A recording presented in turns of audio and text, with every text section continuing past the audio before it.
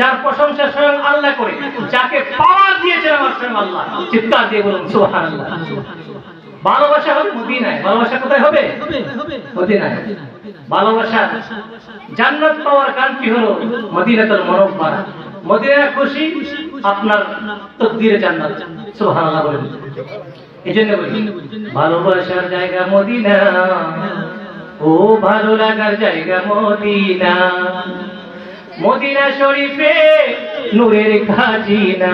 সুবহানাল্লাহ। ও মদিনা শরীফে নূরের খাজিনা, আশিক ছাড়া অন্য বুঝবে না, ও ভালো লাগার জায়গা মদিনা। ভালোবাসার জায়গা মদিনা, ভালো লাগার জায়গা মদিনা। একটু আওয়াজ দিয়ে বলুন আল্লাহু আকবার। আমরা মদিনা শরীফে যেতে চাই কি চাই না? ভালোবাসার ঠিকানা হলো মদিনাতুল মুনাওয়ারা। একটু আওয়াজ দিয়ে বলুন সুবহানাল্লাহ। ভালোবাসার ঠিকানা কোথায়? মদিনায় যাইতে পারলাম না, মদিনা যাইতে পারলাম না। সুবহানাল্লাহ। মদিনা দেখতে পারলাম না, মদিনায় যাইতে পারলাম না। আমি অসহায় তাই এত দূরে রই, অসহায় তাই এত দূরে রই, শুধুই সালাম জানাই, মদিনায় যাইতে পারলাম না। মদিনা দেখতে পারলাম না, মদিনায় যাইতে পারলাম না। মদিনার নাম কত সুন্দর,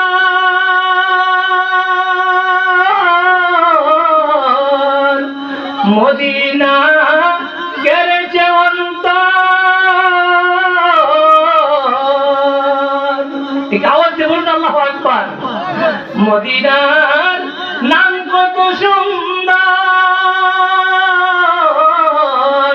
মদিনা কেড়েছে অন্তর।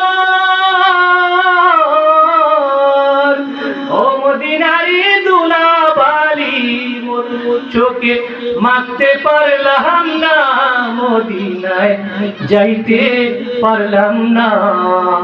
মদিনা দেখতে পারলাম না, মদিনায় যাইতে পারলাম না। একটু আওয়াজ দিয়ে বলুন আল্লাহু আকবার। বাবার আমার ভাইয়ের আমার নামাজ লাগবে কি লাগবে না? নামাজ আপনি সব করলেন, নামাজ করলেন না, নামাজ আদায় করলেন না, আপনি কি জান্নাত পাবেন? হাশরের ময়দান যেদিন কায়েম হবে, শেষ করে দিচ্ছি, হাশরের ময়দান যেদিন কায়েম হবে, বাবারা আমার ভাইরা আমার, সর্বপ্রথম আমরা সকলে মোটামুটি জানি, সর্বপ্রথম যে হিসাবটা হবে ওই হিসাবটাই হবে নামাজের হিসাব। সুবহানাল্লাহ বলেন। নামাজ লাগবে রাখবে না? লাগবে। মা বাবার খেদমত লাগবে। কোন ব্যক্তি একেবারে নামাজ পড়তে পড়তে কপালের মধ্যে দাগ লাগাইয়া দিল, মসজিদ ভেঙে ফেললো, নামাজ আদায় করতে করতে শুধু নামাজ আর নামাজ, মা বাবার হক আদায় করলো না, তার নামাজ কবুল হবে? হবে না। এই জন্য বলি আমার রাসূল বলেছেন, ক্বালা রাসূলুল্লাহ সাল্লাল্লাহু আলাইহি ওয়াসাল্লাম, আল জান্নাতু তাহতা মিন আকদামি মিন উম্মাত। সুবহানাল্লাহ বলেন। নবীজি বলেন, হে আমার উম্মতেরা, শোনো শোনো শোনো, তোমাদের জান্নাত হলো তোমাদের মায়ের পায়ের নিচে। তোমাদের জান্নাত হলো মায়ের পায়ের নিচে। জোরে বলুন সুবহানাল্লাহ। জান্নাত কোথায়? মায়ের পায়ের নিচে। অনেকেই মা বাবাকে বাদ দেয় না, আমাদের জন্য পাগল হয়ে যায়, ঠিক কিনা বলেন? এই জন্য আমি আমার সহজে যেতে পারবো না, হযরত চলে আসছেন। বাবাজিরা আমার ভাইয়েরা আমার, যাদের মা বাবা দুনিয়াতে বেঁচে আছে, মা বাবার খেদমত করবেন, 5 ওয়াক্ত নামাজ আদায় করবেন, আল্লাহ রাসূলকে ভালোবাসার মতো ভালোবাসবেন, আশিক রাসূল হওয়ার চেষ্টা করবেন। কারণ সাহাবায়ে কেরাম রাসূলকে তাদের জীবনের চাইতে বেশি ভালোবাসতেন। চিৎকার দিয়ে বলুন সুবহানাল্লাহ। এই বলে আমি আমার আলোচনা এখানে শেষ করলাম। ওয়া আখিরু দাওয়ানা আলহামদুলিল্লাহি রাব্বিল আলামিন।